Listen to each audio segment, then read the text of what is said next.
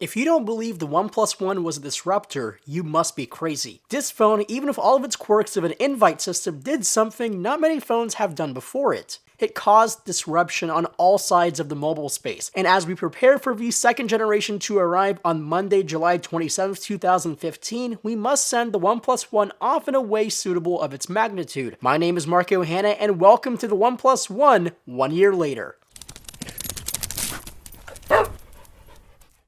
An easy way to catch mobile fans' attention is to announce crazy specs. Last year, that's exactly what OnePlus did. For starters, the OnePlus One was given this beautiful 5.5-inch 1920 by 1080p display with 401 pixels per inch. It was easily one of the clearest panels of 2014, and the color accuracy was that of the much more new iPhone 6 Plus. For its CPU, GPU, and RAM side of things, it was packed with a 2.5 GHz quad-core Snapdragon 801 processor, which was the processor of choice for all the major Android flagships for the first half of 2014. OnePlus also added 3GB of RAM and the Adreno 330 GPU processor. Camera-wise, it packed in a 13-megapixel Sony Exmor sensor that was not only able to record 4K UHD video, but a DCI standard 4K and 1080p at 60 frames per second. This was perhaps the weakest link of the OnePlus One, but it was more than enough to be claimed a good mobile phone camera. Last but not least in its hardware department is its massive 3100 mAh battery. This was one of the best phones in terms of battery performance of 2014 and probably still is one of the best phones today in terms of battery performance. Next piece of the OnePlus One lied all of its software. When the OnePlus One shipped, it came pre-installed with Android KitKat and CyanogenMod 11s. Since then, OnePlus has updated their device to Cyanogen 12 and Android Lollipop. Cyanogen is this super flexible and very mod-friendly software that will allow its users to basically change everything and anything. And if you aren't into the whole mod thing, stock Cyanogen looks and functions exactly like stock Android. It just looks a little different. Now, the performance of the OnePlus One was a forte.